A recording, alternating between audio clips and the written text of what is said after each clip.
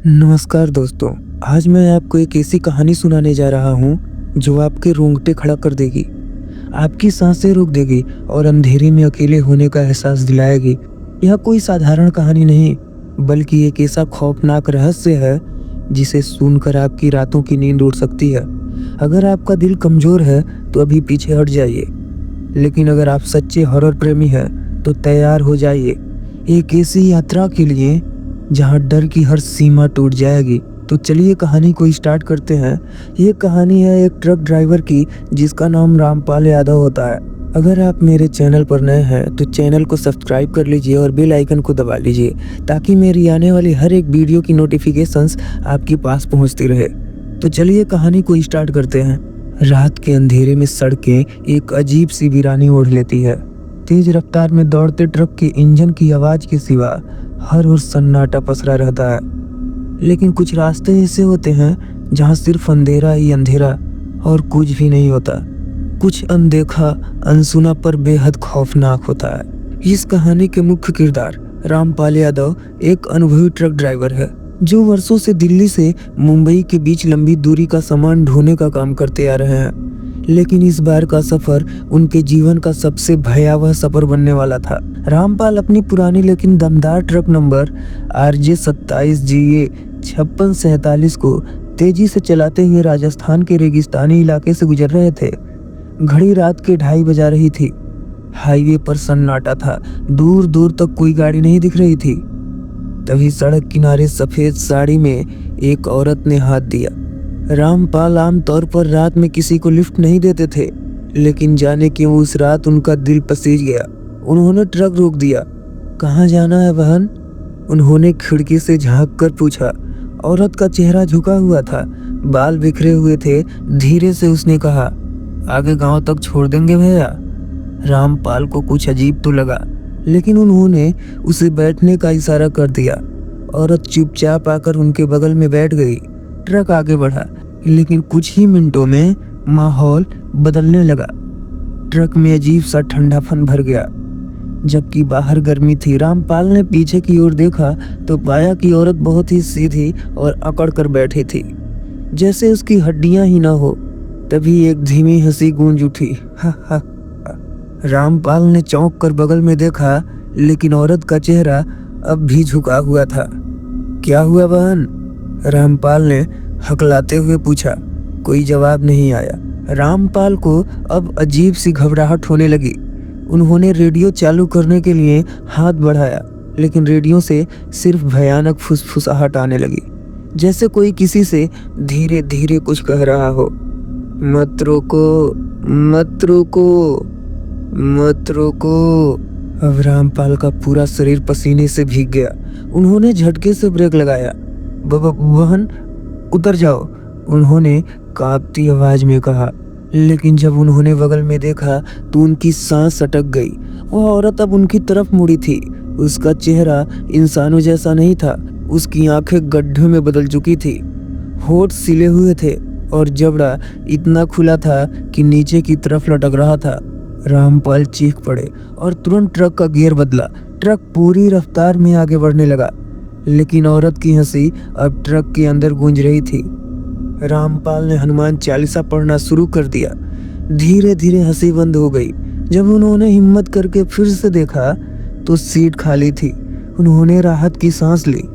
शायद कोई छलावा था, उन्होंने खुद को समझाया। लेकिन तभी ट्रक के पिछले हिस्से से जोर की ठक ठक की आवाज आई।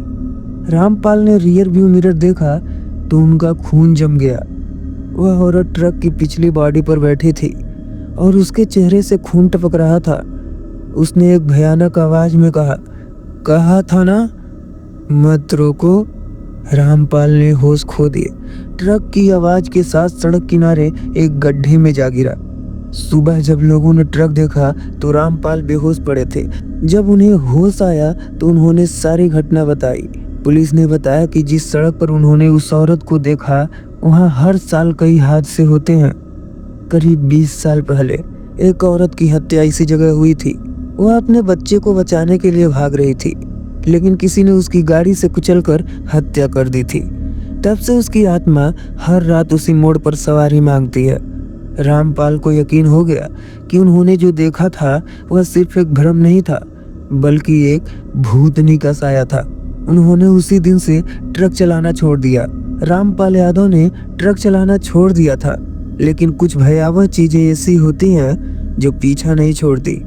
राजस्थान के उस सुनसान हाईवे पर जो कुछ भी हुआ था वह सिर्फ एक डरावना सपना नहीं था, वह एक हकीकत थी जिसने रामपाल की जिंदगी बदल दी थी। ट्रक हादसे के बाद रामपाल ने गांव लौटने का फैसला किया। उन्होंने ट्रक चलाना बंद कर दिया और एक छोटी सी किराने की दुकान खोल ली। लेकिन कुछ था जो उनके दिमाग से हटता नहीं था। वह भयानक हंसी, सफेद साड़ी वाली औरत और ट्रक की पिछली बॉडी पर बैठा उसका खून से सना चेहरा। रात को जब भी वे सोने की कोशिश करते, दरवाजे पर किसी के धीरे धीरे खटखटाने की आवाज आती, ठक ठक ठक। रामपाल डर से कांप उठते, लेकिन जब दरवाजा खोलते तो कोई बाहर नहीं होता था। कुछ ही दिनों में गांव में अजीब घटनाएं होने लगी। लोग कहते थे कि रात को सड़क पर एक सफेद साड़ी में लिपटी औरत को चलते हुए देखा गया है, जो हवा में तैरती नजर आती थी। कुछ लोगों का दावा था कि उसके पैर उल्टे थे। रामपाल समझ गए कि वह भूतनी सिर्फ हाईवे तक सीमित नहीं थी, अब वह उनके पीछे आ चुकी थी। रामपाल की यह डरावनी दास्तान अब पूरे गांव में फैल गई। कुछ लोग इसे भ्रम मानते थे, लेकिन कुछ पुराने बुजुर्गों ने बताया कि यह आत्मा सिर्फ उन लोगों के पीछे पड़ती है जिन्होंने उस श्रापित सड़क पर उसकी सवारी दी थी। गांव के पुजारी ने कहा, बेटा, यह आत्मा मुक्त नहीं हुई है, इसे मोक्ष नहीं मिला, इसलिए यह तुम्हारे पीछे आ रही है। अगर समय रहते कुछ नहीं किया तो यह तुम्हारी जान ले लेगी। रामपाल को यकीन नहीं हो रहा था कि जो सफर उन्होंने ट्रक ड्राइवर के तौर पर किया था उसकी कीमत उन्हें अपनी जान देकर चुकानी पड़ सकती थी। उन्होंने अपने दोस्त रघु से मदद मांगी। रघु ने सलाह दी, हमें फिर से उस सड़क पर जाकर देखना चाहिए कि वहाँ क्या हो रहा है। अगर आत्मा को मुक्ति दिलानी है तो हमें उसी जगह जाना होगा जहाँ यह सब शुरू हुआ था। रामपाल पहले तो घबराए, लेकिन उनके पास और कोई चारा नहीं था। रात के 2:30 बजे, वही समय जब पहली बार वह घटना हुई थी, रामपाल और रघु अपने पुराने ट्रक से उस श्रापित सड़क की ओर निकले। हवा में अजीब सी ठंडक थी, चारों तरफ सन्नाटा था, सिर्फ ट्रक की हेडलाइट्स ही अंधेरों को चीर रही थी। जैसे ही वे उस मोड़ के पास पहुंचे जहां रामपाल ने पहली बार भूतनी को देखा था, अचानक ट्रक के इंजन में अजीब सी गड़बड़ी होने लगी। रघु ने घबराकर कहा, भाई ट्रक को रोक। लेकिन रामपाल के हाथ कांप रहे थे। तभी सड़क किनारे सफेद साड़ी में वही औरत खड़ी थी। उसका चेहरा अब और भी भयानक था। उसकी आंखों से खून बह रहा था और होठ अब भी सिले हुए थे। उसने धीरे धीरे हाथ उठाया और ट्रक को रुकने का इशारा किया। रघु डर के मारे चिल्लाया, गाड़ी मत रोकना भाई। रामपाल ने पूरी ताकत से एक्सीलेटर दबा दिया। ट्रक भयानक रफ्तार में आगे बढ़ने लगा, लेकिन तभी उनके कानों में वही अनजान फुसफुसाहट गूंजने लगी। ट्रक का रियर व्यू मिरर देखते ही उनकी आत्मा कांप उठी। भूतनी ट्रक के ऊपर बैठी थी और वो अब धीरे धीरे आगे की ओर रेंग रही थी। रामपाल और रघु की चीखें निकल आई। रघु ने हनुमान चालीसा पढ़ना शुरू कर दिया। जैसे जैसे वह मंत्र पढ़ता गया, भूतनी की चीख बढ़ने लगी। उसकी चीखें इतनी भयानक थी कि ट्रक के ऊपर की छत अचानक फटने लगी। अंदर अंधेरा फैलने लगा। ऐसा लग रहा था जैसे कोई अनदेखी शक्ति रामपाल को अपने अंदर खींच रही हो। तभी रघु ने जेब से गंगा जल निकाला और ट्रक के डैशबोर्ड पर छिड़क दिया। एक तेज धमाके के साथ सब कुछ शांत हो गया। ट्रक रुक चुका था, बाहर सिर्फ अंधेरा था। रामपाल ने कांपते हुए पीछे देखा, अब वहां कोई नहीं था। रामपाल ने इस घटना के बाद वह हाईवे हमेशा के लिए छोड़ दिया। लेकिन कई सालों बाद एक और ट्रक ड्राइवर ने दावा किया कि उसने उसी हाईवे पर एक सफेद साड़ी वाली औरत को देखा था। कहते हैं कि वह औरत अब भी रात के 2:30 बजे उसी मोड़ पर खड़ी रहती है। कोई नहीं जानता कि वह आत्मा आखिर चाहती क्या है। भले ही रामपाल ने ट्रक चलाना छोड़ दिया था, लेकिन उसके जहन से वह रात अब भी नहीं मिट रही थी। सफेद साड़ी वाली औरत, उसकी भयानक हंसी, ट्रक की छत पर उसकी रेंगती हुई परछाई, ये सब कुछ ऐसा था जो उनके दिल और दिमाग पर एक गहरे डर की तरह बैठ चुका था। ट्रक हादसे के बाद रामपाल गांव छोड़कर जयपुर आ गए।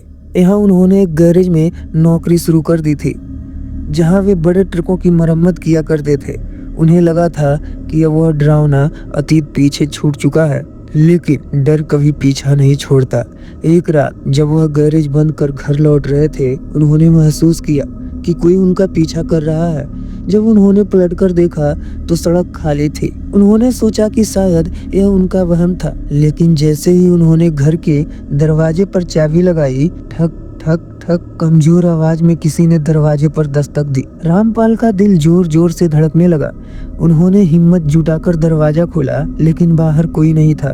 तभी अचानक उनकी बत्ती गुल हो गई और घर में एक अजीब सी ठंडक फैल गई। रामपाल ने मोमबत्ती जलाई और अंदर गए, लेकिन जैसे ही उन्होंने आईने में देखा, उनका खून जम गया। आईने में उनका ही प्रतिबिंब था, लेकिन उसके पीछे कोई और खड़ा था, सफेद साड़ी में वही औरत। इससे पहले कि रामपाल कुछ समझ पाते, आईने की सतह पर खून से एक अजीब सा निशान उभर आया। फिर मिलेंगे, रामपाल चिल्लाते हुए पीछे हटे और आईना जोर से फर्श पर गिरकर चकनाचूर हो गया, लेकिन उनकी चीखें सुनने वाला वहाँ कोई नहीं था। अगले दिन रामपाल ने यह सब अपने दोस्त रघु को बताया। रघु ने डरते हुए कहा, भाई तुझे फिर से उस आत्मा ने पकड़ लिया है, तुझे कुछ करना पड़ेगा, नहीं तो यह तुझे जिंदा नहीं छोड़ेगी। रामपाल ने एक तांत्रिक से मिलने का फैसला किया। जब वे तांत्रिक बाबा अघोरनाथ के पास पहुंचे तो उन्होंने रामपाल को देखते ही कहा, तूने किसी को रास्ते में बैठाया था, अब वह तुझे हमेशा के लिए अपने साथ ले जाना चाहती है। रामपाल की आत्मा कांप उठी। बाबा कोई उपाय तो बताइए, उन्होंने गिड़गिड़ाते हुए कहा। बाबा ने गहरी सांस ली और बोले, तुझे फिर से उस जगह जाना होगा जहां तूने उस आत्मा को बैठाया था, वहीं पर यह कहानी खत्म होगी। रामपाल के चेहरे का रंग उड़ गया। उन्हें फिर से उस शराबी सड़क पर जाना था। रघु और रामपाल एक पुरानी गाड़ी लेकर उस काली सड़क की ओर बढ़े। रात के 2:30 बजे जब वे उस जगह पहुंचे तो पूरा माहौल डरावना था। पेड़ हवा में सरसराहट कर रहे थे, सड़क वीरान थी और हवा में अजीब सी गंध फैली थी। तभी अचानक सामने सड़क पर वही औरत खड़ी थी। उसका चेहरा अब और भी डरावना हो चुका था। आंखों से खून टपक रहा था और उसका चेहरा जला हुआ लग रहा था। रामपाल की रूह कांप गई। अब तेरा समय आ गया है, उसने एक भयानक आवाज में कहा और हवा में तैरते ही रामपाल की ओर बढ़ने लगी। रघु ने जेब से गंगा जल निकाला और औरत पर छिड़क दिया। एक जोरदार चीख गूंजी। औरत दर्द में तड़पने लगी, लेकिन फिर भी वह रुकी नहीं। रामपाल समझ गए कि अब उन्हें खुद कुछ करना होगा। उन्होंने हिम्मत जुटाकर जोर से चिल्लाया, तुझे क्या चाहिए, क्यों मेरा पीछा कर रही है? उस औरत की आंखों में एक पल के लिए दर्द झलका। मैं मर चुकी हूँ, लेकिन मेरी आत्मा को कभी शांति नहीं मिली। रामपाल और रघु समझ गए कि उसे मोक्ष दिलाने का एक ही तरीका था, उसे आखिरी बार उसकी मौत वाली जगह ले जाना। रामपाल और रघु ने उस आत्मा को उसकी मौत की जगह पर ले जाकर उसके लिए प्रार्थना की। उन्होंने वहां हवन करवाया और उसकी आत्मा के लिए शांति की पूजा करवाई। कुछ देर बाद वह औरत हल्की मुस्कान लिए धीरे धीरे हवा में विलीन हो गई। रामपाल को महसूस हुआ कि जैसे उनका बोझ हल्का हो गया हो, लेकिन फिर भी उन्होंने सोचा क्या यह वाकई खत्म हो चुका था। रामपाल और रघु राहत की सांस लेते हुए वह वहां से वापस अपने घर लौट आए।